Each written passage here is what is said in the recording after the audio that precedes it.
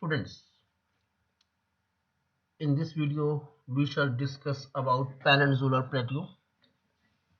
The Peninsular Plateau is a tableland composed of the old crystalline, igneous and metamorphic rocks.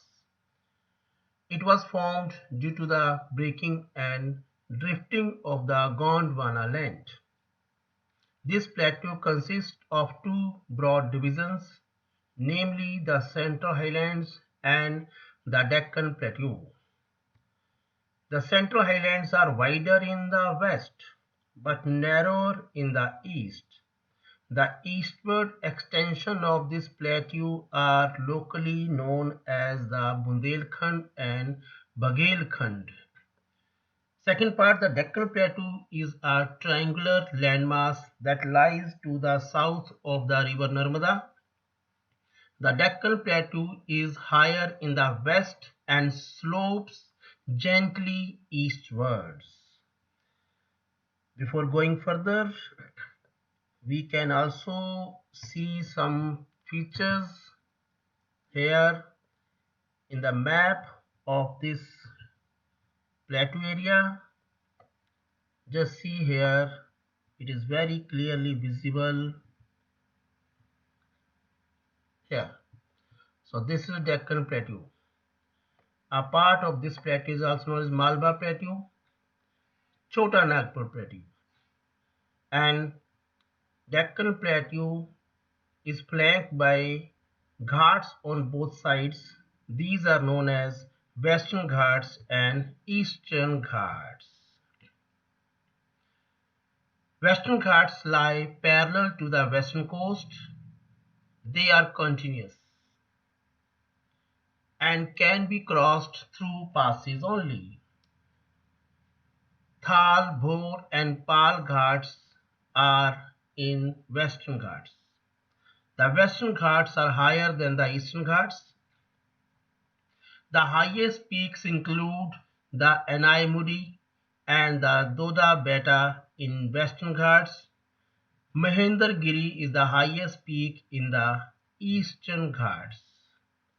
One of the distinct features of the Peninsular Plateau is the black soil area known as Deccan Trap. So here this is Peninsular Plateau area. Again you can see in the map how Western Ghats and Eastern Ghats are surrounding Deccan Plateau.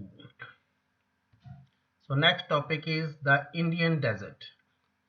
The Indian Desert lies towards the western margins of the Aravalli Hills. So desert area, you can see picture of desert area here.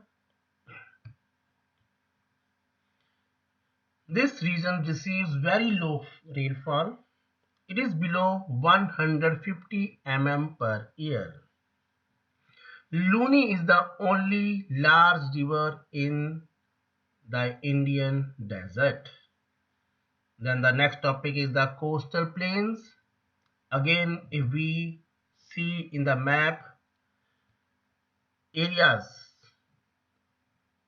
this area behind Western Ghats is coastal plain, and this is also coastal plain. And these coastal plains are known with different names in different parts. Here, these coastal plains are known as Konkan. Further southward, coastal plains are famous as Malabar Coast. In the eastern side, coastal plains are known as Coromandel Coast as well as Northern Sarkar. Highest peak of Western Ghats, Mahendragiri, you can see here. So these coastal plains are also very important, very fertile. Lake Chilika is an important feature along the eastern coast. Do you know the Chilika Lake is the largest saltwater lake in India? It lies in the state of Odisha to the south of the Mahanadi Delta. So our next topic is the islands. In the map again, you can see On both sides of India, we are having group of islands, Lakshadweep Island and Andaman Nicobar group of islands. So the Lakshadweep Islands lies close to the Malabar coast of Kerala. This group of islands is composed of small coral islands. Kavaratti Island is the administrative headquarters of Lakshadweep. In the Bay of Bengal, we have Andaman and Nicobar Islands. The entire group of islands is divided into two broad categories, the Andaman in the north and the Nicobar in the south. These islands lie close to equator and experience equatorial climate and has thick forest cover. You know, India's only active volcano is found on Barren Island in Andaman and Nicobar group of islands. So students, all these are main physical features of India, and all physical features has their own importance. For example, if we talk about plateaus, then plateaus are storehouse of minerals.